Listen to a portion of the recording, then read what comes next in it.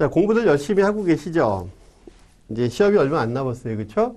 그래서 시험이 얼마 안 남아서 최종 정리 겸사겸사 한번, 전체적인 내용을 흐름과 그 다음에, 이런 것들은 좀 시험에서 좀 더 신경을 써야 되겠다라는 부분들을 조금 더 살펴보는 그런 시간으로 생각하시면 되고요.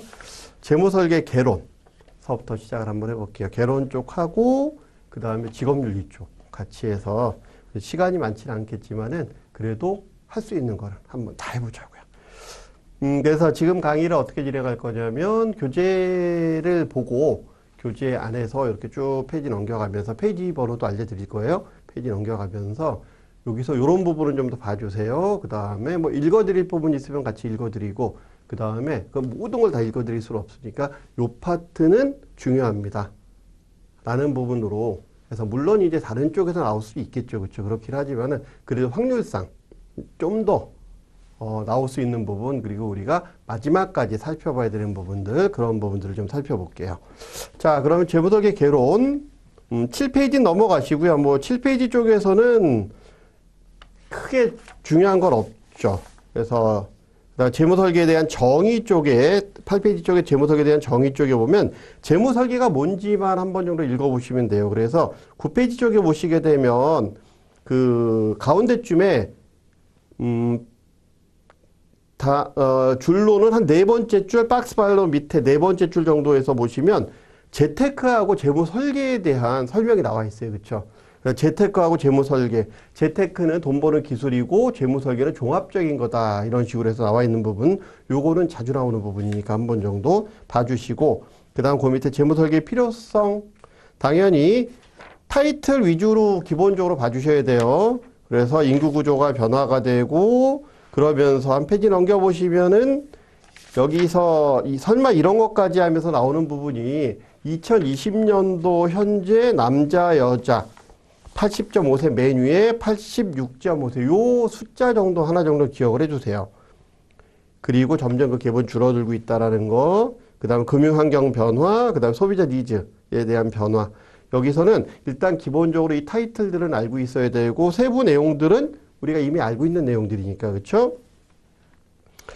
개인적으로 돈들이 많아지다 보니까 아무래도 재무설계라는 부분들이 좀 필요하죠. 그리고 돈이 없어도 더 필요한 거고 그 다음에 11페이지에 보시면 재무설계 효과 뭐 첫 번째, 두 번째 넘겨서 세 번째, 네 번째, 다섯 번째, 여섯 번째 다 나와 있는데 여기서 보시면 물론 다 기본적인 내용들이니까 이거 나오면 틀릴 일은 없을 거예요. 근데 12페이지에 보시면 세 번째 줄에 셋째 이렇게 돼서 사전에 파악하고 바로 밑에 사전 예방적 기능이 강하다라는 단어가 나온다라는 거.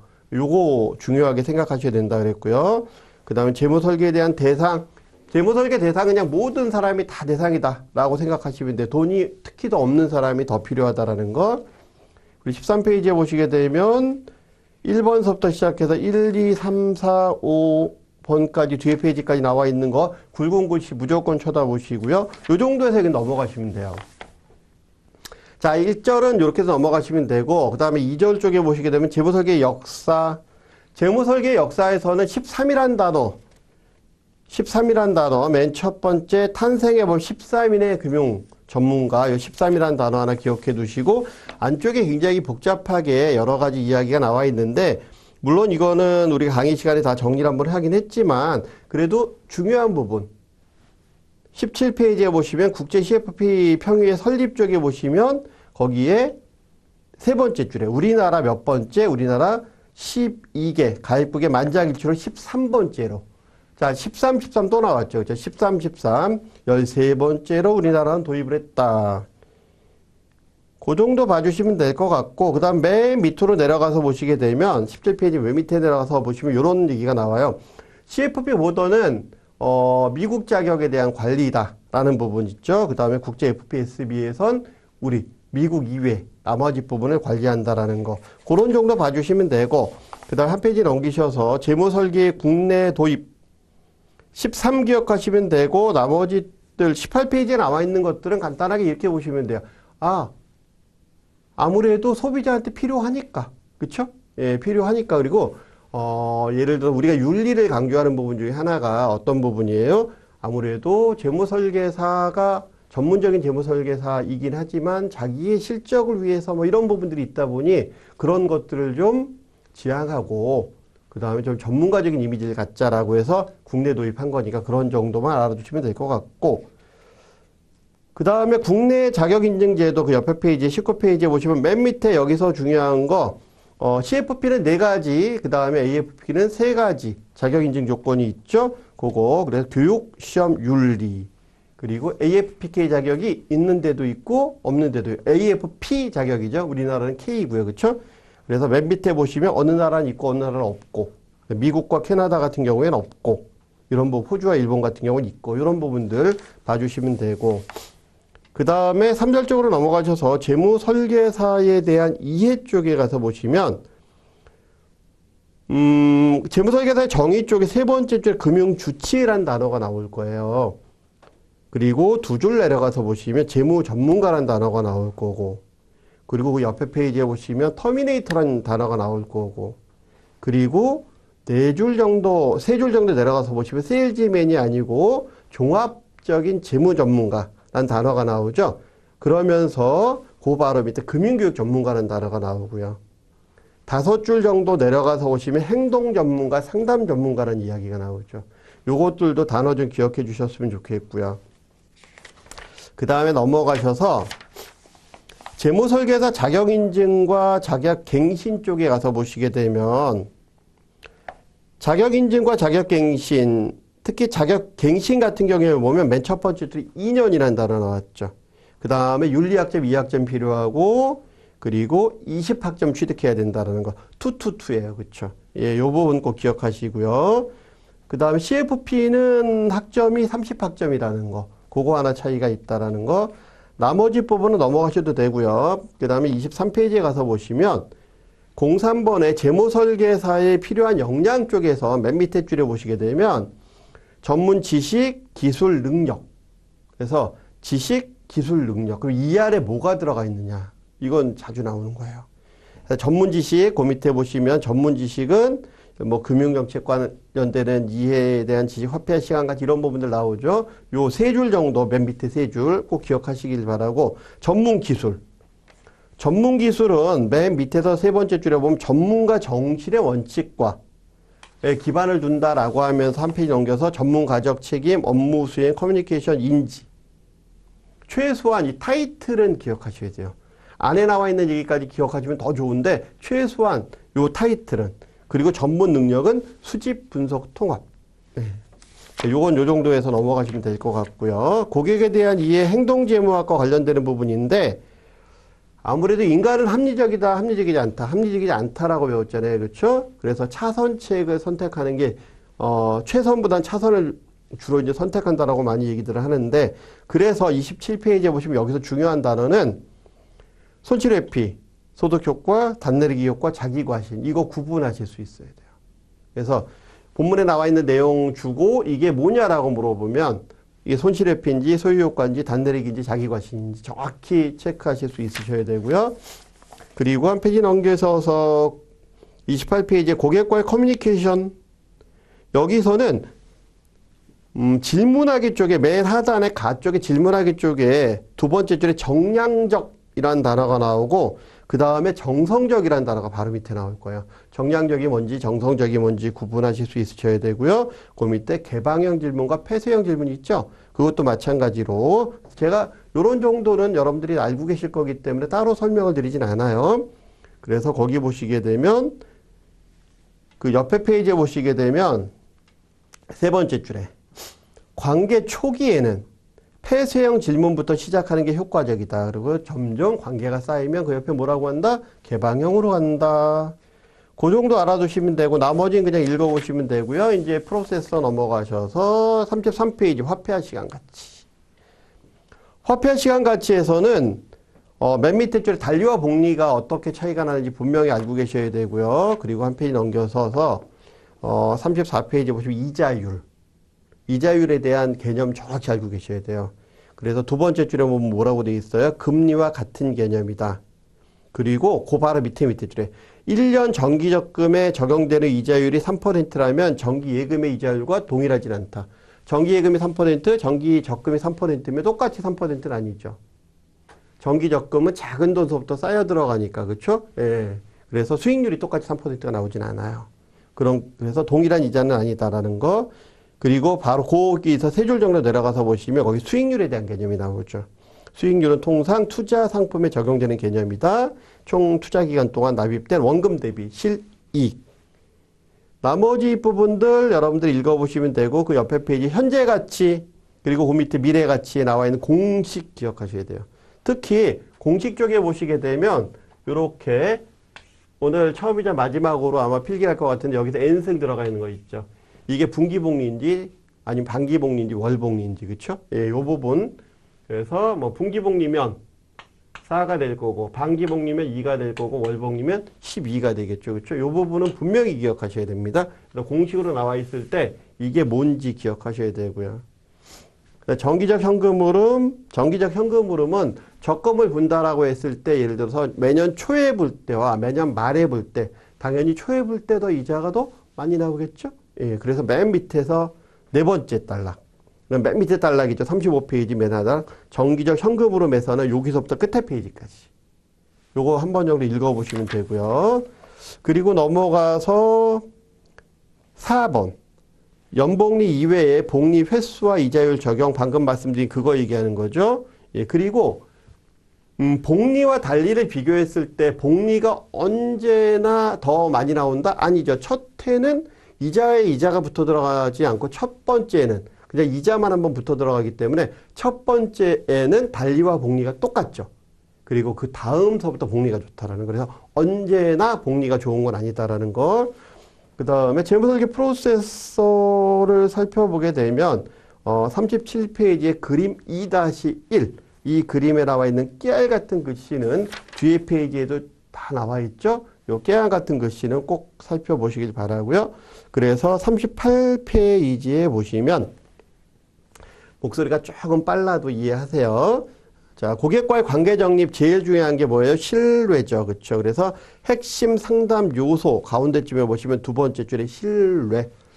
나머지 부분들은 고객과의 관계 정립이니까 처음 고객 만나게 되면 무슨 이야기를 할지는 당연히 알 수 있는 내용들이니까 여러분들 읽어보시면 되고 상담 과정에 대한 유의점, 전문가적 이미지, 의사소통 기술. 그 다음에 그러면 그 밑에 의사소통 기술의 맨 밑에서 쭉 여러 가지 얘기가 나와 있는데 세 번째 보면 개방형 대화로 대화를 이끌어 나간다. 한 페이지 넘어가서 보시면 두괄식이 아니라 양괄식 화법을 구사한다. 그리고 강약의 조절. 그렇죠? 저도 여러분하고 얘기할 때 높였다가 낮췄다가 길었다가 짧았다 이렇게 얘기하잖아요. 그렇죠? 이런 부분들이 필요하다라는 거고 그 다음 업무 수행 범위에 대한 결정, 여기에 한 8가지 나와 있는 거는 시험에 자주 나오니까 여기에 어떤 것들이 있는지 한번 좀 봐주시고, 그 다음 정보 수집에서 제일 중요한 게 뭐냐라고 하게 되면, 거기에 그 옆에 페이지에 보시게 되면, 목표 설정, 그리고 구체적이고 측정 가능한 목표 설정. 그래서 다시 그 옆에 페이지, 40페이지로 와서 정보 수집과 관련해서 두 줄 정도 내려가서 보시면 뭐라고 돼 있어요? 재무 목표 및 우선순위의 파악과로 돼 있죠. 그래서 우선순위에 대한 파악, 재무 목표와 우선순위에 대한 파악. 요 단어 꼭 기억하셔야 되고요. 그 다음에 한 페이지 넘겨보시게 되면 여러분들이 너무나 잘 알고 있는 거 맨 위에 구체적 측정 가능한 목표, 그러니까 수치화돼야 된다라는 거 목표는 그리고 그 목표가 수치화돼야 되는데 정말 우리가 기억하기 싫지만 표 2-1 예, 모든 사람들의 비슷한 패턴으로 움직이기 때문에 표 2-1은 꼭 좀 기억해 주셨으면 좋겠어요. 뭐 사회초년기, 가족 형성기 이런 부분에서 공통분모 돼 있는 거 다 지워버리고 나게 되면 독자적인 거 몇 개 있죠. 그렇죠? 그 부분 꼭 기억해 달라. 그 다음에 재무목표 우선순위에 대한 결정 이유는 뭐예요? 세 번째 줄에 자원이 한정적이기 때문에 그렇죠? 돈 많으면 고민할 필요가 뭐 있겠어요. 그리고 넘어가면 돼요. 그리고 43페이지에 보시게 되면 재무적 비재무적 정보 수집 쪽이 나오는데 이쪽에서 보시게 되면 늘 나오는 거 정성적 정보 종류와 한 페이지 넘겨서 그 다음 비정성적 정보에 대한 종류. 그래서 주로 헷갈릴 수 있는 게 뭐라 그랬어요? 비재무적 정보, 즉 정성적 정보에 해당하는 부분. 재무적 정보와 비재무적 정보, 정량적과 정성적이죠. 말 잘못했어요. 자, 보면 비재무적 정보 쪽에 보시면 투자 경험이나 위험 수용 성향, 금융 이해력 이런 것들은 보다 정성적 정보, 비재무적 정보다라는 거 기억해 달라고 얘기를 했고요. 나머지 부분들은 그냥 쭉 읽어보시면 됩니다. 읽어보시면 되고 46페이지에 가서 보시면 맨 위에 줄에 가계의 위험 관리는 위험 이전, 그래서 보험이 기본이다라는 거 그거 위주로 해서 읽어봐 주시면 되고요. 그리고 시험에 또 잘 나오는 거 현금 흐름 정보 쪽에 보시게 되면 두 번째 단락에 고정 지출과 변동 지출, 우리 뒤에 보면 그 현금 흐름표 살펴보게 되잖아요. 그렇죠? 거기서도 나오죠. 고정 지출이 뭔지 변동 지출이 뭔지 개념 분명히 파악하시고요. 3단계 맨 밑에, 그래서 46페이지 맨 밑에 여기서 뭐예요? 3단계에서는 평가죠. 목표 및 우선순위에 대한 평가. 그렇죠? 예. 파악이 아니고 평가다라는 거. 그리고 47페이지에 보시게 되면 세 번째 단락에 재무제표를 작성하였다면 이라는 단어 나오는 바로 밑에 강점과 약점을 어디서 파악한다? 3단계에서 파악한다라는 거 기억해 주시면 좋을 것 같고요. 지금 얘기하는 것들은 가장 핵심적인 단어들만 얘기하는 거예요. 그렇죠? 그러니까 제가 이런 거 잘 나오죠 라고 얘기하는 거는 조금 더 봐야 되겠지만 지금 얘기하는 것들은 다 중요 단어들이다라고 기억하시면 되고요. 48페이지에 보시게 되면 이쪽에서는 맨 위에 줄에 보시면 제안서는 뭐 여러 가지, 그렇죠? 하나만 제안할 수도 있지만 여러 가지 제안을 해줄 수도 있다라는 거 나와 있는 거고, 거기에 세 번째 줄에, 맨 위에 줄에 세 번째 줄에 뭐다? 중요한 거, 주관이 개입될 수 있다라는 거. 당연히 주관이 개입되겠죠. 그렇죠? 그 다음에 5단계 실행하는 단계고, 그래서 두 줄 정도 내려가서 보시면 성공적인 재무 설계는 비로소 2단계에서 가능하다라는 거. 계획만 열심히 짜놔봐야 소용없다라는 거죠. 실질적으로 하는 단계가 2단계라는 거. 그래서 맨 밑에 고객 책임 하에. 그 다음에 나머지 넘어가시면 되고요. 6단계까지 넘어가시고 재무제표에 대한 이해 쪽에 가서 한번 보시게 되면 기업 재무제표가 쭉 나오는데 이건 참고적으로 봐주시면 될 것 같고 55페이지에 보시게 되면 개인재무제표 쪽에 55페이지에 보시게 되면 네 번째 줄에 반드시 필요하다라는 거예요. 재무제표는. 그리고 체계적으로 작성이 돼야 된다라는 거고. 물론 대전제는 뭐가 있어요? 기준이 딱 뭐 우리 기업회계처럼 꼭 이렇게 해야 된다라는 정해진 건 없지. 그렇죠? 그렇지만 한번 하게 되면 체계적이고 그다음에 꾸준하게 진행을 해줘야 된다라는 부분들은 기본적으로 우리가 이야기를 했었던 거고요. 그러면서 제일 중요한 것들 맨 밑에 가로 1번 자산부채 상태표가 뭔지 일정 시점 그리고 결과를 나타내는 거죠. 자산과 부채, 순자산. 자산과 부채, 순자산. 순자산을 어떻게 구하는지는 꼭 기억하고 계셔야 돼요. 그 다음에 현금 흐름표, 일정 기간. 이건 과정이고 현금 흐름표는 과정이고 자산부채 상태표는 결과라는 거. 그래서 답번에 재무제표 작성 방법에 보면 두 번째 줄에 뭐라고 돼 있어요? 명확한 지침은 없다.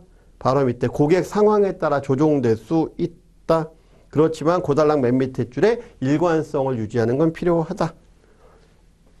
나머지는 시간 나실 때 한번 읽어보시고 그 다음에 제2절 자산부채 상태표 맨 위에 줄에 제일 중요한 단어 현재 시점.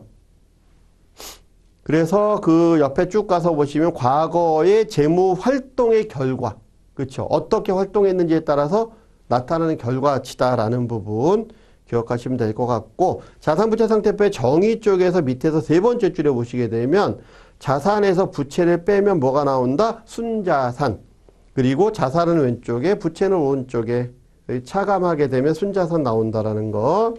그리고 그 다음에 여기가 정말 어려운데 그럼에도 불구하고 절대적으로 신경 써서 봐줘야 되는 거. 자산의 분류. 속성과 특성에 따라 분류한다. 5가지 항목 있죠. 현금, 저축, 투자, 사용자산, 기타 자산. 거기에 보시면 맨 밑에 상황과 목적에 따라서 세분하는데 한 페이지 넘겨서 현금성 자산의 종류, 저축성 자산의 종류, 투자 자산의 종류, 사용 자산의 종류, 기타 자산의 종류. 무조건 여기는 중요해요. 여기는 요거 중요합니다. 이게 아니고 그냥 종류 당연히 아셔야 되고요. 그 뜻 아셔야 돼요. 그 다음에 한 페이지 넘겨서 42페이지의 자산의 평가. 정말 보기 싫지만 제일 중요한 것 중에서 만약에 별을 친다면 별 5개짜리가 앞에 거하고 이거예요. 자산의 평가. 기본적으로는 시장 가격으로 평가를 하죠. 시가로 평가를 하게 되는데, 근데 시가 평가가 어려울 경우엔 공정한 시정 가격으로 평가한다서부터 시작해서 보험 자산의 해지 환급금으로 평가하고 해서 쭉 나와서 투자 자산은 어떻게 평가하고 해서 옆에 페이지까지 나와 있죠. 실물 자산 같은 경우에는 현재 거래 가능한 가격 갖고 사용 자산을 평가한다까지 해서 나와 있는 거 62페이지에서부터 63페이지까지 여기 이 잡듯이 보셔야 됩니다. 이 잡듯이 보셔갖고 여기서 문제 나왔을 때가 제일 어려울 수도 있어요. 근데 사실은 굉장히 간단해. 몇 가지만 잡으면 되거든. 그래서 뭐 보험, 뭐 이런 회지환급금, 뭐 이런 형태로 해서 몇 가지만 잡으시면 되니까 그때 줄거드린 거 위주로 해서 봐주시면 될 것 같고. 근데 부채 분류와 평가. 단기 부채는 1년 이내. 그래서 두 번째 단락에 보면 단기 부채는 1년 이내, 장기 부채는 1년 이상. 그리고 부채 종류 기억하셔야 돼요. 뒤에서 이제 부채 종류가 나오게 되는데 현금흐름표, 자산부채 상태표 쪽에서 보면은 단기 부채와 장기 부채 종류는 꼭 기억하셔야 됩니다. 그리고 여기서도 나와 있죠. 단기 부채 보게 되면 신용카드 미결제액서부터 시작해서 나와 있는 거. 그리고 그 밑에 단락에 박스 바로 위에 표 3-1 바로 위에 보면 우발채무라는 거. 우발채무는 주석으로 설명해 줘야 된다라는 거. 그거까지 좀 기억해 주시면 좋겠고요. 순자산 맨 밑에 자산과 부채의 차액이다. 한 페이지 넘겨보시게 되면 그래서 순자산의 증감 표 3-2는 절대적으로 봐야 되죠. 예, 표 3-2 요 표 나오고 순자산의 증감이 가장 많은 것 또는 순자산이 어떻게 흘러들어갔는지 이런 부분들 많이 물어본다 그랬잖아요. 순자산이 미치는 거래라고 해서 요 표 3-2는 절대적으로 보시면 좋을 것 같고 주석에 대한 표시 넘어가서 자산부채 상태표 작성 시 유의사항 다 알 수 있는 내용이니까 보게 되면 첫 번째 속성과 특성, 그 다음 일관성, 그 밑에 공정 객관성, 그리고 중요한 거 해당 사항 없어도 모두 표시. 이건 현금으로표도 마찬가지로 적용된다라고 얘기를 했어요. 그래서 66페이지에 보시면 자산부채 상태표 그림 하나 나와 있죠. 단기부채가 예고, 장기부채가 예예요. 저축성이 예고, 투자가 예고, 사용이 예고, 기타 자산이 예예요. 최소한 요건 알고 있어야 돼요. 그 다음에 현금흐름표 67페이지 윤리까지 해서 1시간 안에 독파해야 되기 때문에 제가 말은 빠르게 지금 하고 있지만 그럼에도 불구하고 가능하면 위치와 그 다음에 체크할 수 있는 거 다 지금 해드리고 있어요. 그러니까 집중하자고요. 1시간 동안은. 현금흐름표의 정의 일정 기간 동안 첫 번째 줄 나와 있죠. 그 다음에 맨 밑에 보면 유의사항 나와 있는데 유의사항 한번 정도 읽어보시면 좋을 것 같고 4줄 정도 되죠. 그 다음 한 페이지 넘겨보시게 되면 가번의 유입. 그래서 소득 항목이 있고 기타 유입 항목이 있다라는 거. 그래서 총 유입에서 기타 유입 빼면 총소득이잖아요. 그렇죠? 예, 그거 기억해 주시면 좋을 것 같고 맨 밑에 유출, 저축 및 투자, 고정지출, 변동지출 또 나왔다. 고정변동. 그렇죠? 저축과 투자 쪽에 보시게 되면 네 번째 줄에 보험 상품 중 보장성 보험일 경우엔 어디다? 저축 및 투자에 포함시키지 않고 어디다 넣어라? 고정지출. 그래서 요 부분이 중요한 거예요. 왜? 위험의 이전 비용으로 보기 때문에. 그 다음 고정지출 같은 경우에는 변화가 거의 없는 것. 그래서 항목. 고정지출 항목 꼭 기억하셔야 돼요. 변동지출도 이게 왜 변동지출인지 그리고 변동지출의 내용 그 다음에 항목. 정확히 기억하셔야 되고요. 제일 많이 나오는 것 중에 하나예요. 그 다음 한 페이지 넘겨보시게 되면 여기에서 70페이지에 둘레 6번째 줄에 이거 있어요. 예를 들어서부터 시작해서 네 줄. 현금흐름표 작성 기간 내에 200만 원 하는 냉장고 구입해서 신용카드 3개월 할부 구입하고 2회차 상환 상태라면 현금흐름표에는 변동지출로 140만 원 기록되고 아직 상환하지 않은 70만 원은 현금흐름표 주석 기록하고 자산부채 상태표 뭘로? 단기부채 항목으로 추가한다. 예, 요 문구 읽어보시고 그 밑에 유입과 유출. 그래서 수년금 흐름 어떻게 구하는지 나와 있는데 이건 그냥 보셔도 아실 수 있는 내용이니까. 그리고 71페이지 맨 하단에 재무제표 작성 시 고객의 이해를 돕는 주석의 사용은 빈번할 수 있다라는 거. 그러면서 한 페이지 넘겨보시면 72페이지. 자, 72페이지에 보시게 되면 맨 위에 줄에 당연한 얘기가 적혀 있죠. 일정 기간 동안 유입된 모든 걸 기록하는데 바로 밑에 세 전후로 기록한다라는 거. 굵은 글씨. 그리고 없더라도 항목은 다 써야 된다라는 거. 그래서 그 옆에 페이지 73페이지에 보시게 되면 고정지출과 변동지출의 항목이 쫙 나와 있어요. 그렇죠? 최소한 이게 고정이고 이게 변동이다라는 건 얘들은 기억하고 있어야 돼요. 얘들은. 그 다음에 재무상태표에 대한 평가 74페이지에 가서 보시게 되면 맨 밑에서 01번의 네 번째 줄 단일 재무 설계도 빠져서는 안 된다라는 거. 즉 종합재무 설계뿐만이 아니고 단일 재무 설계에서도 재무제표는 작성하라는 거죠. 간단히 보게 되면 맨 밑에 건전성 평가는 서부터 그러니까 재무 상태의 건전성 평가는 여기서부터 있잖아요. 75페이지 첫 번째 단락. 예. 거기까지 재무 상태 분석 및 평가이다까지 한 8줄 정도 되는 거 있죠? 요거 정도는 한 번 정도 읽어봐 주시고요. 그다음 그 밑에 절대값 비교. 그다음에 한 페이지 넘겨서 재무 비율 평가. 요거에 대한 장점과 단점을 좀 기억해 주시길 바래요. 아무래도 여기서는 절대값 평가는 남의 수치하고 비교하는 거니까 좀 피하는 게 좋겠다라는 거고, 그 다음에 재무 비율 평가가 그래서 좀 좋다. 그렇죠? 예, 보기에도 좀 더 나은 것 같다. 뭐 이런 형태로 써 있는데 그거에 대한 부분 읽어주시는데 단 재무비율 평가 쪽에 가서 보시게 되면 76페이지에 5줄 정도만 보세요. 그 밑에 굉장히 여러 가지가 나와 있는데 그것까지 평상시 안 봤으면 넘기자고요. 그 다음에 03번으로 바로 갑니다. 78페이지 재무상태 분석 및 평가. 여기서 보시게 되면 5번째 줄에 평균 소비 성향이라는 단어가 나오죠. 평균 소비 성향은 가처분 소득에서 소비 지출이 차지하는 비중. 현금 흐름표상에서는 가처분 소득이나 소비 지출이라는 항목이 존재한다, 안 한다? 안 한다. 그래서 이건 비율 평가할 때 하는 거다라는 거고요. 그러면서 그 옆에 페이지에 가서 보시게 되면 그 가번, 가계 수지 상태 분석. 그래서 맨 첫 번째 줄에 보시게 되면 소득 중 현재 삶을 위해서 지출되는 것. 어느 정도 이제 파악하는 것, 재무 건전성 평가하는 거다. 재무 설계사가 쉽게 사용할 수 있다라고 하면서 한 페이지 넘겨서 보시게 되면 가계 수지 상태 분석. 그래서 맨 위에 줄에 보면 가계 수지 상태 분석은 가계 수지 지표로 평가한다. 총 소득 대비 총 지출로 산출된다. 는 것까지 해서 5줄 있죠. 위에서부터 5줄. 예, 그거 정도 봐주시면 될 것 같고. 그 다음에 그 밑에 보시면 기본적으로 가계수지 지표값이 100%를 초과하지 않으면 적자는 아니다.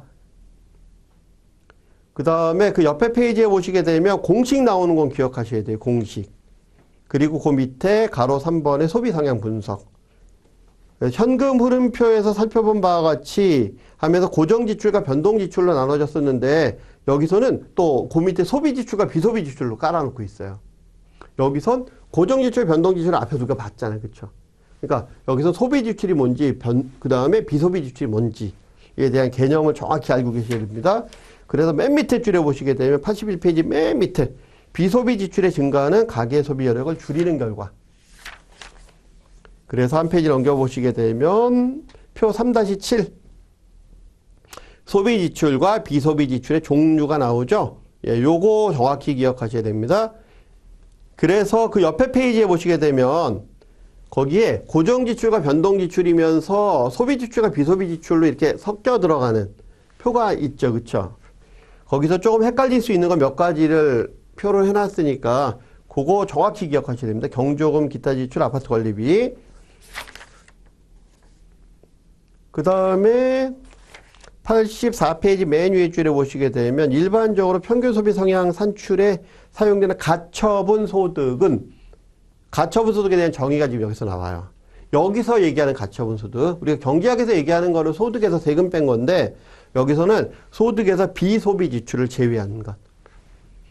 그 다음에 비상예비자금 맨 밑에 필요성 나오는데 쭉 나오는데 일단 비상예비자금은 다 필요하다고 생각하시면 되고요. 그러면서 그 옆에 페이지에 가서 보시게 되면 공식 나오죠. 이거는 문제풀이도 나와요. 그렇죠? 숫자도 나오기 때문에 요 공식 꼭 기억하셔야 됩니다.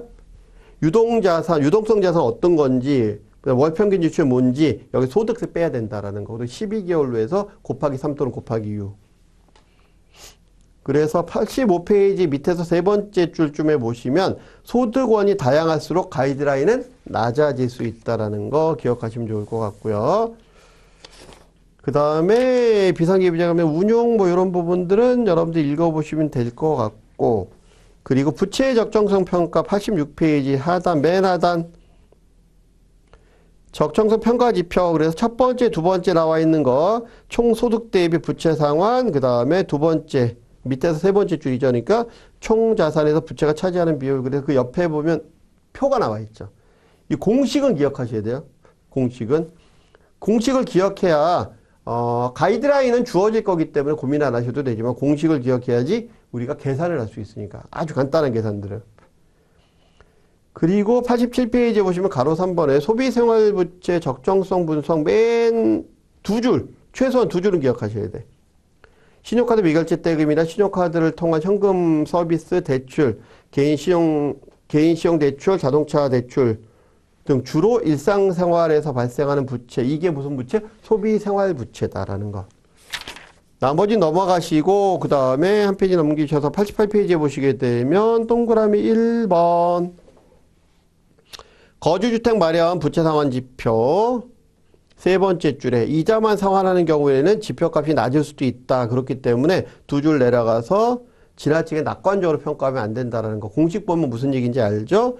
거주주택 마련 부담 지표. 공식 당연히 앞에 있는 공식을 기억하시면 됩니다. 그 다음에 총부채 적정성 분석에 보면 상환 지표. 요 앞에 거주주택 마련 부채 상환 지표고요. 그 다음 부담 지표고 여기도 총부채 상환 지표 부담 지표. 상환이면 현금흐름 쪽일 거고 부담이면 자산부채 쪽일 거고 그렇죠? 그래서 총부채 상환 지표를 보면 현금흐름 측면에서는 그 다음 총부채 부담 지표는 장기적인 측면의 부채 적정성 평가하는 거다라는 거죠. 그 차지하는 비중 평가하는 거. 그 다음에 한 페이지 넘겨보시게 되면은 위험 대비 상태 분석. 그래서 두 번째 단락에 보시면 이런 말이 나와요. 가로 1번의 두 번째 단락. 위험 대비 상태 분석은 저축성 보험을 포함하지 않고 보장성 보험만. 그래서 모든 보험을 다 적용한다는 건 아니라는 거 기억하셔야 됩니다. 바로 밑에 이 비율이 이 값이 높을수록 보다 보장 수준이 높아진다라는 거. 그래서 그 옆에 페이지에 가서 보시게 되면 공식 나오죠. 요 공식 기억하셔야 되고요. 그 다음에 저축 및 투자 성향 분석 쪽에 보시면 총 저축 성향 분석이 있고요. 한 페이지 넘겨보시면 금융 투자 성향 분석이 있고 그 다음에 금융 자산 분석이 있거든요. 공식을 보면 총 저축 성향 지표는 분모가 총 소득이에요. 금융 투자 성향 지표는요. 분모가 저축 및 투자예요. 그리고 금융자산 분석에서는 총 자산이에요. 분모가. 요 부분 기억하시면서 공식을 꼭 기억하시길 바라요. 그럼 요 공식만 기억하면 나머지 부분들을 풀어서 얘기할 수 있으니까 그렇죠? 그 다음에 이제 95페이지 재무 상태에 대한 수합 분석 나오죠. 강점과 약점, 기회와 위협. 그래서 조금 어렵겠지만 요것들이 무엇인지를 좀 기억해 주셨으면 좋겠어요. 그래서 한 페이지 넘겨보시면 팁이 나오죠. 96페이지에 보시면 강점과 약점은 내부 요인에서 찾으면 되고 그다음 위험 요인, 기회 요인은 외부 요인에서 찾으면 된다라는 거. 그 두 가지 기준으로 보시면서 앞쪽에 95페이지에 나와 있는 것들을 읽어보면 구분하실 수 있죠. 그렇죠? 요거 구분 정도는 해주셔야 돼요. 그 다음에 예산 쪽은 아주 집중해서 뭐 신경 쓸 만한 것들은 없어요. 100페이지에 보시면 장점, 그 다음에 101페이지에 단점이 있는데 이건 누가 봐도 장점과 단점이니까. 근데 여기서 주의해야 될 거 102페이지의 맨 위에 세 번째 심리적 저항감을 야기할 수 있다는 게 단점이 있다는 거 기억해 주시고, 그 다음에 예산 수립 일반 지침에 보시게 되면 예산 수립 기간을 고려해야 된다라는 거. 그래서 월 단위가 가장 편한데 연 단위는 반드시 작성해야 된다라는 거. 그리고 그 밑에 딸락에 필수 지출과 욕구 지출. 요 단어 밑에 어떤 뜻인지 기억하셔야 되고요. 그 다음 103페이지에 보시게 되면 네 번째 예산의 유연성을 가져야 된다라는 거, 여섯 번째 일관성 가져야 된다라는 거, 요거 중요하고요. 그러면서 예산 수립 절차 있어요. 1단계에서부터 6단계까지 예산 수립 절차 흐름은 정확히 기억하셔야 됩니다. 이거 섞어놓고서 골라라. 이런 거 간혹 나옵니다. 그렇기 때문에 요거 꼭 기억하시라. 그러면서 107페이지에 보면 예산의 모니터링 쪽에 가서 보시게 되면 세 번째 줄에 이런 게 있어요. 예를 들어 첫 번째 달 지출과 실제 지출 비교해서 나머지 11개월을 조정해 나가는 방식. 이런 형태로 또 간다라는 거 하나 기억해 놓으시면 좋을 것 같고, 나머지 부분들은 쭉 넘어가셔서 110페이지에 보시면 예산 실행의 방법, 통장 나누기, 체크카드 사용, 예산 프로그램 활용, 재무 설계사 활용하기, 네 가지가 있다라는 거. 그 다음에 이제 공부하기가 정말 어려운 것 중에 하나가 이 소비자 신용 관련되는 부분이 있는데, 일단 소비자 신용과 관련돼서는 116페이지에 가서 보시게 되면 소비자 금융과 신용 판매 있죠. 그래서 소비자 금융이 뭔지, 신용 판매가 뭔지, 그리고 서비스 신용이 뭔지, 리스가 뭔지는 정확히 구분하실 수 있어야 돼요. 간단히 보면 소비자 신용은 대출이죠. 신용 판매는 거기 보시게 되면 117페이지에 나와 있듯이 외상 구매 방식. 그래서 신용카드사, 할부금융, 뭐 판매회사에서 하는 거, 뭐 이런 거. 우리가 자동차 살 때 할부금융 갖고 사는 거, 뭐 이런 부분들에 해당하는 부분들. 서비스 신용. 이거 휴대폰 요금이나 이런 부분들 있죠. 요거 정확히 구분하실 수 있어야 된다는 거. 리스. 리스는 운용 리스와 금융 리스로 나눠지죠. 금융 리스는 우리가 얘기하는 대출이고, 그죠? 기본적으로. 운용 리스는 우리가 뭐 정수기 예탈하고 뭐 이런 것들이라고 생각하시면 되죠. 거기에 보시면 중도 상환, 그 다음에 비용 부담 누가 하는지, 그러니까 중도 유지가 가능한지, 비용 부담 누가 하는지 뭐 이런 부분들이 있죠. 요것들 해서 페이지 117페이지 리스 쪽에 해당하는 거 118페이지까지 해서 반 페이지 정도 나와 있는 거 있잖아요.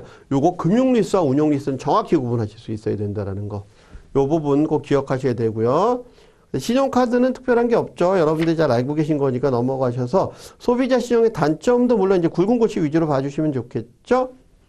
여기서 장점에 구매력을 증가할 수 있다는 거. 대출도 장점이 있군요. 있습니다. 구매력 증가. 그 다음에 두 번째 인플레이션 대비할 수 있는 도움. 그리고 맨 밑에 올바른 신용상의 신용도 높아지게 되죠. 대출 받아서 이자 잘 상환하게 되면 신용도 높아집니다. 그렇죠? 대출 아예 안 하는 것보다 높아져요. 그래서 단점, 미래의 구매력 감소, 그다음 충동 구매 가능성 이런 거 나와 있죠. 굵은 고치 위주로 봐주시면 될 것 같고, 그 다음에 여기서부터가 좀 어려워요. 물론 어렵다라고 얘기해도 뭐 AFPK 수준이 이렇게 아주 깊이 있게 나오는 건 아니니까 고민 안 하셔도 되지만, 그럼에도 불구하고 121페이지 개인 식별 정보가 뭔지, 어떤 종류가 있는지, 그 다음 신용거래 정보가 뭔지, 그리고 신용도 판단 정보가 뭔지, 그러니까 이건 연체 정보나 이런 거죠. 그다음 신용거래 정보는 이 사람이 무슨 거래하고 있느냐는 거고, 그 다음에 124페이지 보시면 신용 능력 정보, 뭐 소득이 높다든가 뭐 납세를 잘한다든가, 세금을 많이 내는 사람이 소득이 당연히 높을 거잖아요. 그렇죠? 그런 부분들, 이런 부분들이 뭔지 구분하셔야 돼요. 그러면서 개인 식별 정보에 보시면 그 121페이지 다시 오셔서 개인 식별 정보 보시면 맨 밑에 개인을 식별하는 것 자체로는 활용하지 않지만 다른 거하고 믹스해서 활용한다라는 거. 그거 정도 알아주시면 되고요.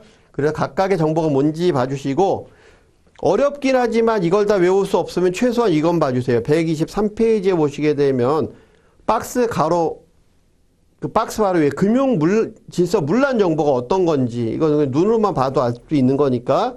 그 다음 그 밑에 박스하고 박스 가로 가운데 있는 거. 한국신용정보원 연체 정보 밑에 7영업일 이내에 등록된다. 사유 발생일로부터 7영업일 이내. 그래서 거기 보시면 주력이 3개월, 90일 뭐 이런 거죠. 9개월 뭐 다 기억할 수 없으니까 최소한 3개월 이상이다라는 건 기억해 주시고. 그 다음에 동그라미 7번, 그러니까 가로 7번, 그 다음에 신용카드 및 할부금융 대금 연체 5만 원 이상 3개월. 요거는 최소한, 나머지는 찍더라도. 그 다음에 한 페이지 넘겨보시면 금융질서 문란정보, 마찬가지 두 줄 내려가서 보면 7영업일. 그래서 금융질서 문란정보가 타이틀이 쭉 나와 있어요. 둘, 넷, 여섯, 여덟, 9개 정도. 그냥 누르르해도 한번 좀 봐주시고요. 신용능력정보, 뭐, 보시면 되고, 뭐, 공공정보, 금융기관 이외의 기관. 그냥 법원이나 이런데, 요거는 그냥 타이틀만 보셔도 아실 수 있는 거죠. 거기서 박스 바로 밑에, 체납정보 1년 500만원, 500만원, 500만원, 그 다음에 3년 2회 1년 3천만원. 요건 봐주셔야 돼요. 어렵겠지만. 그 다음에 등록 및 해지와 기록 보존. 해지된다 해서, 그러니까 예를 들어 기록이 해제된다 해서 무조건 삭제되지는 않죠. 그렇죠? 그 기준 봐주셔야 돼요. 그래서 거기 보시면 90일, 1000만원, 500만원, 90일, 1년 요런 얘기 있잖아요. 그렇죠? 요거 봐주셔야 됩니다. 그래서 해지가 안 되고 1년간까지라도 갈 수 있는 것들, 그리고 해지되면 바로 없어지는 것들, 이런 부분. 그리고 맨 밑에 마찬가지입니다. 금융정보, 문란정보는 해제 안 되죠. 예, 해제가 되더라도 5년간 기록 보존된다는 거. 그래서 125페이지에 나번에 해당하는 부분은 좀 잘 봐주십사. 이게 참 어려워요, 그게. 그쵸? 그 다음에 신용정보 집중기관에서 나오는데, 그거는 그냥 보시면 되고, 거기에 보시면은 신용정보 집중기관의 세 번째 줄에 종합신용정보 집중기관하고, 그 밑에 개별 신용정보 집중기관으로 나눠진다라는 정도. 그리고 맨 밑에 보시면 본인 신용정보 관리 회사에 대한 마이데이터 사업자. 그 정도 봐주시고요. 그 다음에 127페이지에 보시게 되면 개인 신용정보 수집 및 활용. 여기에 보시게 되면 세 번째 줄에 최소한의 범위. 그러니까 수집은 최소한의 범위로 해야 된다라는 거. 그러니까 최대한 활용해, 뭐 수집해야 된다 이런 말은 안 돼요. 맨 밑에 보시게 되면 선택 정보는 동의하지 않아도, 내가 서비스 사용하는데 문제가 없어야 된다라는 거. 왜? 선택이니까 필수가 아니니까. 그렇죠? 그리고 한 페이지 넘겨보시게 되면 서면동의, 맨 위에 서면동의지만 여러 가지 방식으로 할 수 있다라는 거 있으면서 그 밑에 등급제가 아니고 점수제라는 거. 예, 그거 기억해 주시고요. 그 다음에 쭉 넘어가 신용관리. 여기는 그냥 러프하게 나와 있는 거니까 읽어보시면 되고, 우리가 집중해서 봐야 될 거 또 하나 나왔죠. 채무자구제제도. 이거는 정말 집중해서 봐야 돼요. 그렇죠? 신속채무조정이 30일 이하죠. 그 다음에 프리워크아웃, 이자율 채무조정 30일 초과 90일 미만이죠. 개인 워크아웃 90일 이상이겠죠. 그렇죠? 연체기간 3개월 이상 90일 이상. 그리고 대상 금액. 그래서 5억, 그 다음에 10억, 그래서 15억. 최소한 이건 봐주셔야 돼요.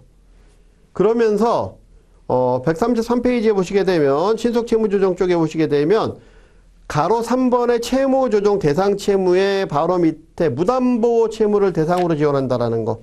아무리 안 해도 그건 기억해야 돼. 그 다음에 한 페이지 넘겨보시게 되면 맨 위에 줄에 동그라미 3번의 연체이자에 한해서 감면해 준다라는 거. 프리워크아웃. 두 번째 줄에 사전 예방이다라는 거. 금융채무 불이행자가 되면 하는 게 아니라 금융채무 불이행자가 되기 전에 하는 사전 예방이라는 거. 그리고 바로 밑에 금융채무 불이행자라는 단어가 나오죠. 그래서 아직은 아닌 사람이에요. 이 사람은. 그렇죠? 그리고 동그라미 3번 그 옆에 페이지 135페이지 맨 상단에 동그라미 3번 연체 이자에 한해서 감면 부분은 나머지 부분까지도 다 봐야 되는데 최소한 이건 봐달라는 얘기예요. 개인 워크아웃 채무조정 3개월 이상 된 경우, 그래서 금융채무 불이행에 대한 해지나 이런 부분들을 위해서 필요한 거죠. 이미 등록이 돼 있는 거니까. 그 다음에 그래서 맨 밑에 보면 최저생계비와 관련되는 이야기가 나와요. 여기서는 최저생계비 기준 40%, 그 밑에 60%. 그거 위주로 세 줄 정도 읽어봐 주시고요. 그 다음에 지원 내용 보니까 136페이지에 보시면 가로 2번에 지원 내용 보니까 이자와 연체이자 전액감면 뭐 이런 부분들 몇 가지가 있어요. 그래서 좀 내용이 다르다라는 거. 이거 다 기억하면은 머리가 큰일 나죠. 그러니까 다 기억하실 필요는 없더라도 최소한 그건 기억해달라. 그러면서 가로 5번 137페이지 보증인 동일하게 적용만 효력이 미친다. 그래서 여기 보면 신용회복위원회 쪽에서 하는 거는 보증인 동일하게 효력 미친다라는 거고요. 특별지원 프로그램 있는데 타이틀만 이래도 좀 봐주세요. 대학생, 미취업 학생, 군복무, 중소기업, 취약자, 담보 실행 유예, 그다음 담보주택 매매 지원, 채무조정 특례, 해외 동포, 채무조정 지원 이 부분에 최소한 지원 대상들은 좀 봐주셔야 되는데 도저히 안 되면 이 타이틀만이라도 좀 봐주시고요. 이런 것들이 있다라는 거. 그 다음에 이제 143페이지에 개인회생. 개인회생 쪽에는 네 번째 줄에 보시면 3년과 5년 봐주시고요. 그렇죠? 143페이지에 개인회생 쪽에 네 번째 줄에 3년. 기본적으로 변제기간 3년인데 부득이한 경우 5년까지 봐준다라는 거죠. 신청 자격 개인이면 돼요. 그리고 맨 밑에 채무자나 조합, 주식회사, 사단법인 등의 법인을 이용할 수 없다. 채권자나 뭐 이런 부분 나와 있죠. 네 줄 정도 신청 자격 봐주시고 채무 범위가 달라요. 10억과 15억이에요. 5억과 10억 뭐 이게 아니고 10억과 15억. 변제기간 3년, 그 다음에 부득이한 경우 5년, 그리고 가용소득 산정하는 경우에 채무자의 소득에서 세금이나 건강보험, 부양가족수를 고려한 최저생계비 공제한 금액 그 정도 봐주시고 면책된다. 맨 위에 줄에 그거 하나 기억하세요. 파산보다 넓다. 그래서 도박이나 이런 부분들도 면책 가능하다라는 거죠. 그럼 파산 안 된다는 얘기죠. 그런 거. 파산 같은 경우에 보면 세 번째 줄에 공평하게 분배하기 위한 것. 그래서 개인 파산에서 세 번째 줄에 공평하게 분배하기 위한 것. 채권자도 신청할 수 있다. 밑에 줄에 평등하게 채권을 변제받는다. 그리고 그 밑에 면책 허가 받지 않으면 파산자로 남는다. 그래서 그 단락 정도 좀 봐주시고요. 신청 자격, 채권자, 채무자 모두 가능하다. 그리고 그 옆에 페이지 채무의 범위, 특별히 제한이 없다. 금액 제한 없어요. 그렇죠? 금액 제한 없다라는 거. 그렇지만 면책이 안 되는 것들 나와 있죠, 거기. 그래서 그 네 줄 꼭 읽어봐 주시고, 지원 절차는 밑에 그림 5-3을 보면 알 수 있는 거기 때문에 읽어보시면 되는 거고요. 거기 보면 동시 폐지 결정이라는 건 돈이 아무것도 없을 때는 동시 폐지 결정이라는 게 내려진다. 그리고, 요거 봐야 되겠구나. 지원 절차 쪽에 그 동시 폐지 결정 바로 위에서 네 번째 줄 위로 올라가서 보시면 면책 절차 진행되고 결정이 되게 되면 파산자로서 잃었던 권리 되찾게 된다. 그리고 한 페이지 넘겨보시면 면책 불허가 사유. 면책 불허가 사유가 1에서 8번까지 복잡하게 나와 있는데 누가 봐도 나쁜 짓이에요. 읽어보면. 예, 그래서 그런 것들은 안 된다라는 거. 특히 동그라미 3번. 그 다음에 동그라미 8번. 이런 부분들은 특히 한 번 더 봐주시고. 그리고 나쁜 짓 한 거면 남들 속이고 파산 신청한 거면 안 된다라는 거. 그 위주로 봐주시면 된다 그랬죠. 파산 선고에 대한 불이익, 파산죄가 된다. 첫 번째. 그리고 밑에와 같은 1번서부터 시작해서 3번과 같은 불이익이 있는데 2번 그렇죠? 2번까지 불이익이 있는데 면책이 되면 복권된다. 라는 부분. 그래서 거기 보면 공법상의 제한하고 신원 조회 대상 요 부분 좀 기억해 주셨으면 좋겠고 거기서 특히 공법상의 제한 쪽에 뭐 유언 집행자 안 된다라는 거, 수탁자 안 된다라는 거. 맨 밑에 대통령이나 국회의원, 지방자치단체 선거권, 피선거권은 계속 보유할 수 있다라는 거. 예, 최소한 그거는 봐주세요. 보증인에 대한 효력. 이거는 개인회생도 마찬가지거든요. 세 번째 줄에 보증인은 상관없다. 즉 파산돼서 면책받아도 보증인은 돈 갚아야 된다. 예, 아니면 따로 본인도 파산 신청해라 라는 거예요. 그래서 앞에 그 워크아웃하고는 좀 달라요. 워크아웃은 대상이 됐으면 봐주는데 얘는 안 봐줘요. 보증인은 보증인대로. 그러니까 주채무자가 이 사람한테 못 받았으면 파산해서 못 받았으면 보증인한테 가서 받으면 되는 거예요. 그리고 채무자 구제제도에 대한 선택 가로 1번서부터 가로 3번까지 나와 있는 거. 그래서 이게 총 정리판이죠. 그래서 요 부분은 꼭 봐주세요. 그래서 연체가 3개월 됐다. 3개월 이상이면 일단 신속 채무 조정이나 프리워크아웃은 아니잖아요. 그쵸? 이상이 됐으니까. 그쵸? 예, 그러면은, 개인 워크아웃 제도 들어가야 되고, 이런 거 정리돼서 나와 있는 거니까 정말 중요한 거거든요. 앞에 쪽에 못 봤어도 얘는 봐야 돼. 1, 2, 3는. 그 다음에 소비자 금융과 부채 관리 쪽은, 정말 볼 것만 좀 볼게요. 152페이지 보금자리론.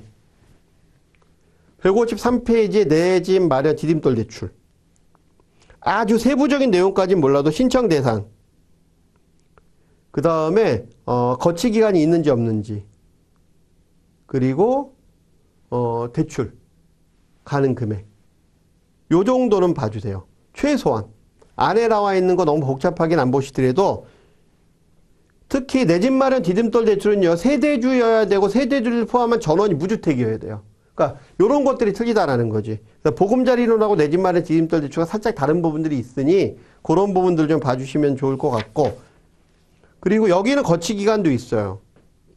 디딤돌 대출 같은 경우에는 154페이지 맨 하단에 보시면 최대 1년 설정 가능. 이렇게 금액도 좀 달라. 그러니까 그런 부분들 좀 봐주셔야 돼요. 대신에 나머지 154페이지 뭐 이런 부분들은 그냥 시간 있으실 때는 타이틀만 봐도 뭔지 아니까. 157페이지 가서 보시게 되면 주택연금 영모기지론 정말 중요하죠.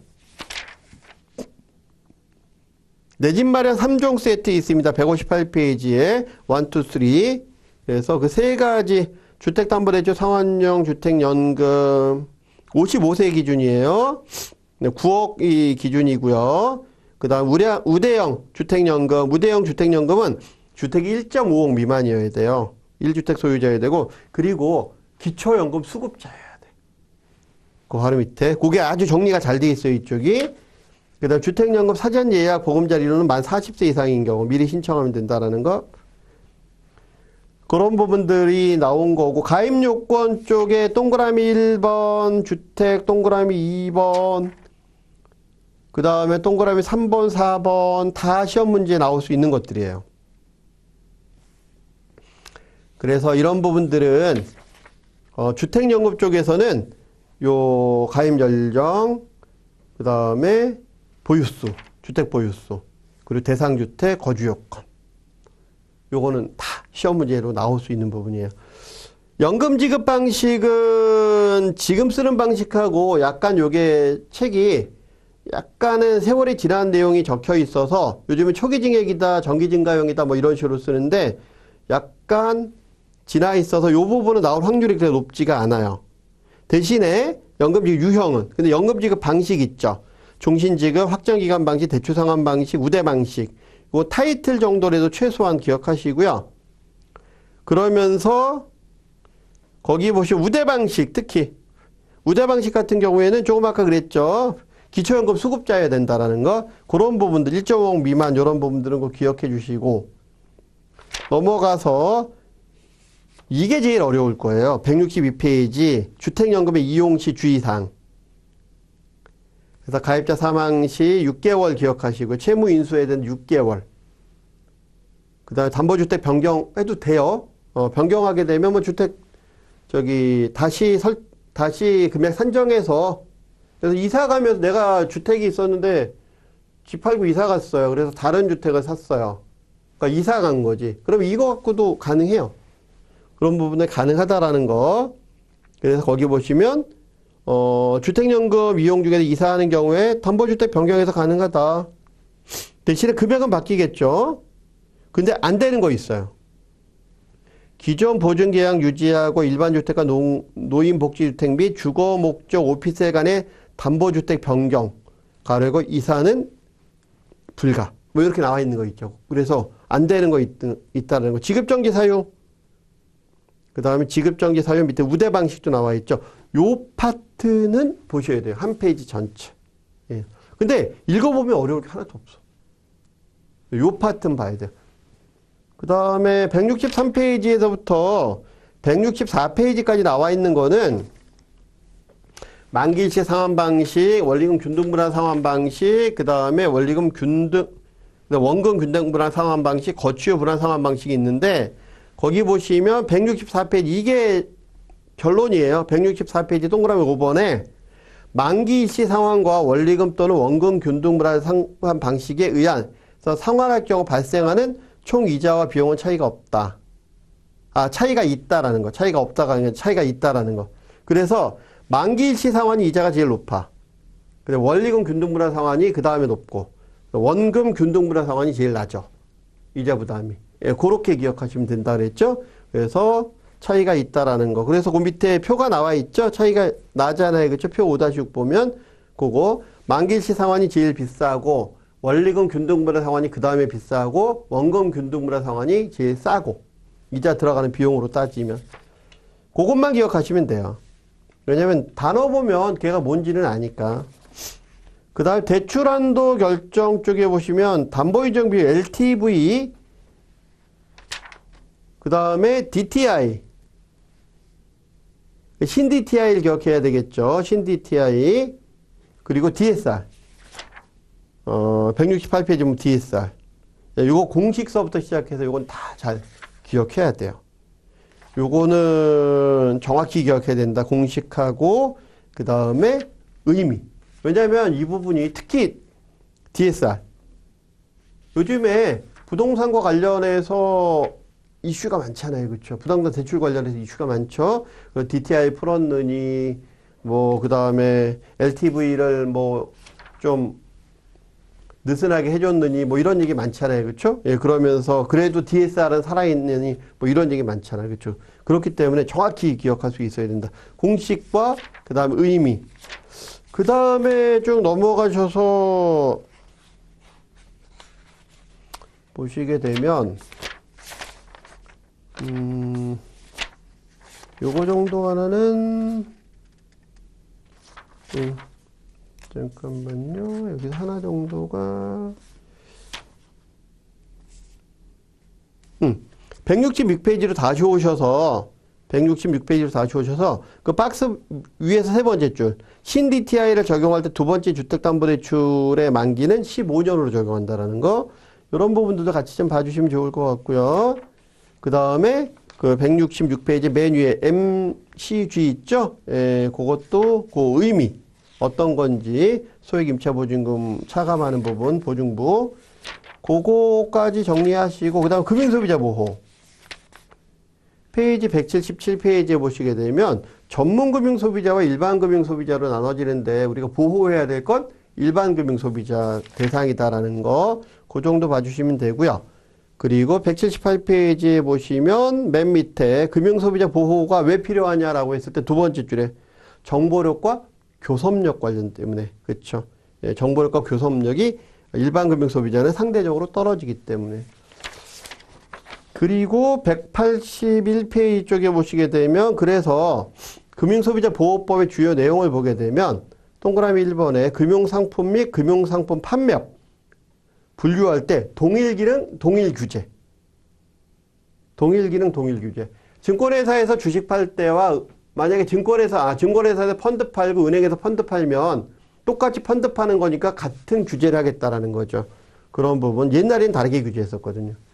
금융상품의 유형 한 페이지 넘겨보시게 되면 표 6-1 예금 대출 투자 보장 그리고 금융회사의 업종 분류 직접 판매, 판매 대리 중개, 그 다음에 자문업 그리고 적합성의 원칙 그 타이틀 정도만 기억하시면 되고 그 타이틀만 알면 뭔 얘기인지 아니까 적합성의 원칙 183페이지 맨 위에 보시면 권유와 자문에 응할 때 그땐 적합성의 원칙 적용한다. 그 달랑 밑에서 세 번째 모든 유형의 금융상품에 적용한다. 그 다음 그 밑에 적정성의 원칙은 자발적으로 구매하는 경우에도 적용한다. 1시간 조금 넘더라도 윤리까지 간단하니까 마무리 짓게요. 예. 기지개도 좀 피고 그러면서 한번 해보자고요. 1시간 내에 끝낼라 그랬더니 힘드네. 예.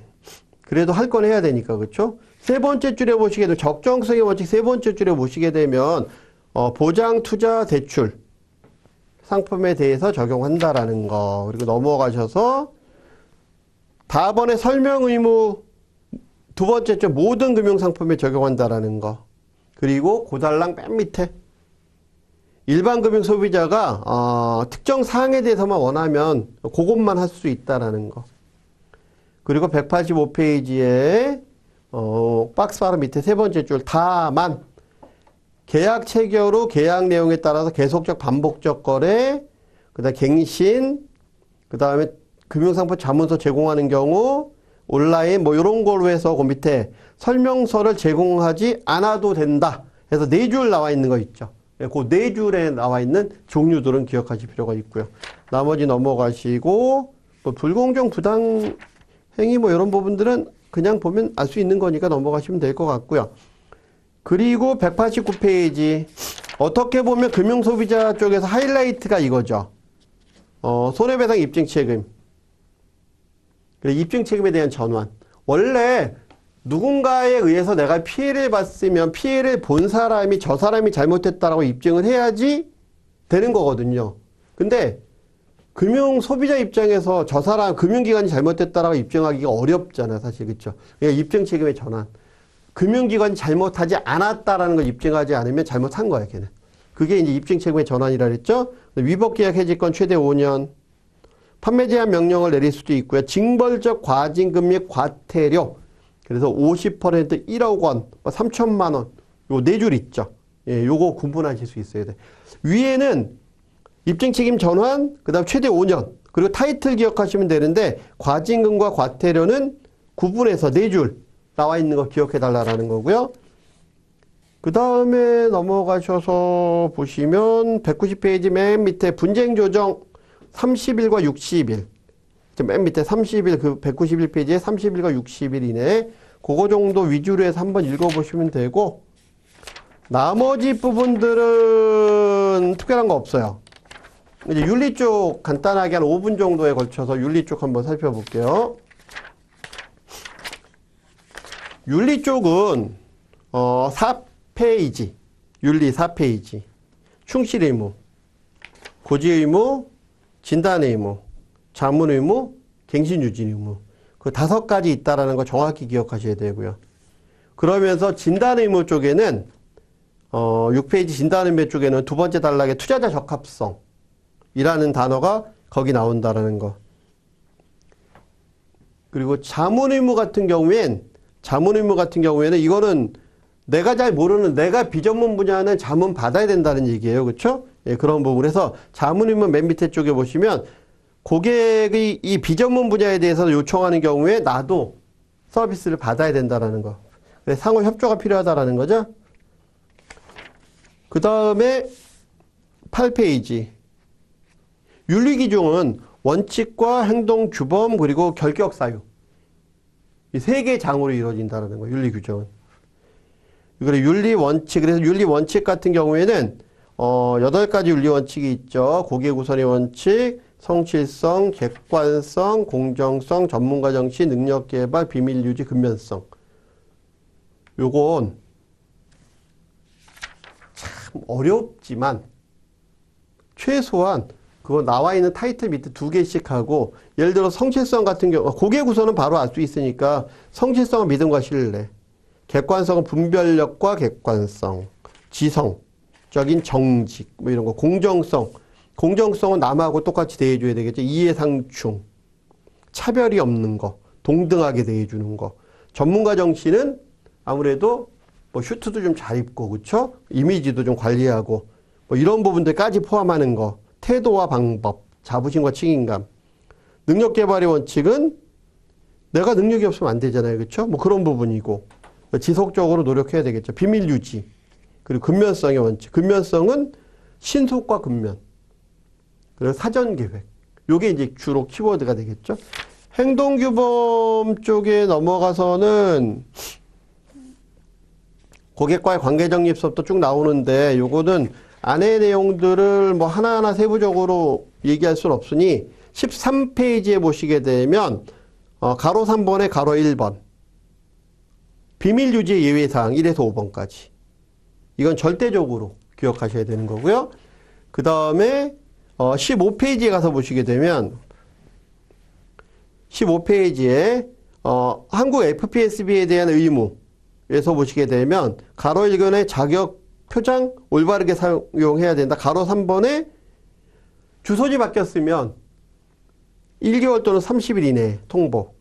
그리고 바로 밑에 결격 사유 10일 이내에 통보해 줘야 된다는 거. 최소한.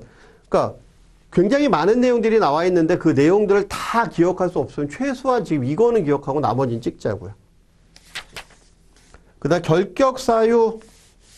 이게 좀 어렵죠. 어려운데 여기는 복골복인 것 같아. 제가 보기에 17페이지에 보시면 뭐 5년, 1년, 뭐 금고 이상, 뭐 선고 유예 1년, 3년 요런 거 나와 있잖아요. 그렇죠? 1에서부터 시작해서 13번까지 연도수 잘 기억하셔야 돼요. 연도수. 결격 사유나 정지되거나 취소되는 사유 1에서 13번까지 좀 봐주시고요. 여기는 사실 이런 거 말고는 볼만한 게 별로 없거든. 그 다음 재무설계 업무 수행 기준 18페이지서부터 시작해서 19페이지까지 나와 있는 거. 이건 어디서 우리가 한 거예요? 앞에 재무설계 원론 쪽에서도 한번 본 거잖아요. 그렇죠? 그러니까 재무설계 개론 쪽에서 재무설계 개론 쪽에서 본 내용들이 쭉 타이틀 위주로 나와 있으니까 요건 그거 보시고 그러면서 20페이지 두 번째 단락 CFP 자격 인증자 또는 AFK 자격 인증자가 보유하고 있는 특정한 전문 자격이 있으면 그 전문 자격과 관련해서는 해줘도 된다라는 거. 그런 부분들이 나와 있는 거고요. 직접 그리고 그 기준도 당연히 준수해야 된다라는 거. 업무 수행 내용 1-1서부터 쭉 나와 있는 거는 앞쪽에 우리가 재무설계 개론 쪽에서 봤었던 내용들을 다시 한번 오히려 더 늘어놓은 거기 때문에 그 최소한 그냥 타이틀 나와 있고 밑에 부연 설명 2줄씩 나와 있는 거 있죠? 2-3줄씩 나와 있는 거. 안에 까맣게 나와 있는 거는 안 보더라도 그거 정도는 최소한 봐주십사 부탁을 좀 드리고요. 이쪽은. 그 다음에 마지막으로 자격표장. 자격표장은 거기 보시게 되면 31페이지의 자격표장 두 번째 단락의 세 번째 줄. CFP 자격표장 같은 경우에는 국제 FPSB가 미국 이외의 것. 그 두 줄 내려가서 보시면 한국 FPSB는 그 밑에 보시게 되면 국내의 자격표장 인증권자이고 쭉 나와 있어요. 그 다음에 그러니까 CFP는 우리가 단순히 갖다 쓰는 거다라는 걸 얘기하고 있는 거예요. 그래서 맨 밑에 달라. AFK 자격표장은 FPSB에서 갖고 있어요. 그 얘기를 지금 하고 싶은 거야. 그리고 세 가지가 있다라는 거죠. AFKR, 그 다음에 플레임으로 돼 있는 거, 그리고 마크로 돼 있는 거. 이 세 가지. 그 세 가지가 각각의 자격 상표고, 그 다음에 두 가지 이상을 집합한 걸 자격 표장이라고 지칭한다라는 거. 그래서 한국 FPSB, AFK 자격 인증자는 자격 표장을 커뮤니케이션 및 홍보 등에 활용할 수 있다라는 거. 대신에 바로 밑에 자격 표장을 사용할 때는 엄격하게 내용을 준수해야 된다라는 거. 그래서 거기 31페이지 맨 하단에 AFK 자격 표장 N에서부터 맨 밑에 단락까지는 정확히 기억해달라. 그리고 한 페이지 넘겨서 그 다음 페이지까지 32페이지 5줄. 그리고 나머지 부분 자격 상표 뭐 가로 1번서부터 시작해서 쭉 나와 있는 거 있잖아요. 대문자 사용해라. 생략점 찍으면 안 된다. 그 다음에 R 심볼 위점 자체로 사용해라. 이거는 여기 나와 있는 게 그 옆에 나와 있고 또 나와 있는 거니까 자격 상표 이거는 버릴 게 없어요. 1번, 2번, 3번, 4번, 5번까지. 그리고 부칙 6번까지. 근데 어려운 게 하나도 없어요, 이거는. 근데 이거 예시 잘 보셔야 돼요. 뭐 독자적인 사용 사례 나온 거 있죠? 요거 해놓고 이거 제대로 쓴 거냐? 라고 하는 부분들도 나오니까. 그래서 자격 상표는 꼭 봐주시면 좋을 것 같고. 그 다음에 이제 징계 규정은 시험에 안 나오니까 넘어가서 마지막 정말 간단한 거. 재무 설계 업무 수행 지휘사항. 변호사 직무. 46페이지. 변호사 직무. 맨 밑에 7년 이하 징역 5천만 원 이하의 벌금. 근데 그 옆에 페이지에 47페이지에 나번의 두 번째 단락. 무보수인 경우에는 법 위반이 아닐 수 있지만 재무설계사 같은 경우엔 무보수로 주장하기가 좀 어려운 부분이 있으니까 협업해라. 그죠? 그 얘기 나온 거니까 그것만 기억하면 됩니다. 그 다음에 48페이지 세무사 관련. 자문도 위반이다. 그러니까 이거는 무보수 구모가 없다. 자문도 위반이니까 무조건 협업해라. 그래서 그 옆에 페이지 말고 50페이지에 보시게 되면 3년 이하의 징역, 맨 위에 줄에 3년 이하의 징역 3천만 원 이하의 벌금. 그 다음에 그 밑에 공인중개사와의 관계. 51페이지에 보시면 박스 바로 위에 줄에 보시면 3년 이하의 징역 2천만 원 이하의 벌금. 예, 요거 제대로 안 지키면 이렇게 된다. 근데 요거는 1에서부터 나와 있는 9번까지 나와 있는 게 있는데 별다른 게 없어요. 우리가 공인중개사 업으라는 게 아니기 때문에 업으로 하면 안 되고, 그 다음에 동그라미 6번 정도 뭐 직접 거래하거나 거래 쌍방 대리하는 거 안 되고 뭐 이런 건데, 이거는 개업공인중개사의 금지행위이기 때문에. 그리고 52페이지 마지막 자문업 1임업 딱 반 페이지 나와 있는 거 있죠? 한 페이지 나와 있는데 여기서는 간단하게 이거예요. 두 번째 단락에 자문업이나 1임업 하려면 법에서 정한 요건 갖춰야 된다. 그거 요건 갖추고 있지 않으면 위반이다. 하면 안 된다라는 거죠. 그리고 그 밑에 단락에 가치 분석이나 대외적으로 나와 있는 기초자료 활용하는 건 괜찮다. 그런 거 알려주는 건 괜찮다. 그렇지만 심도 있게 들어가려면 어떻게 해라? 이거는 협업해라. 그렇죠? 요렇게. 그렇지 않으면 처벌받을 수도 있다. 거기까지. 야, 그래도 살짝 오버하긴 했지만 재무설계 개론하고 그 다음에 재무설계사 직업윤리 정말 봐야 될 부분들만 체크해서 알려드린 부분이고요. 조금 말이 빨랐더라도 이해를 하시고요. 조금 이따 잠시 쉬시고 질문할 거 있으시면 질문해 주시길 바라겠습니다. 자, 고생하셨습니다.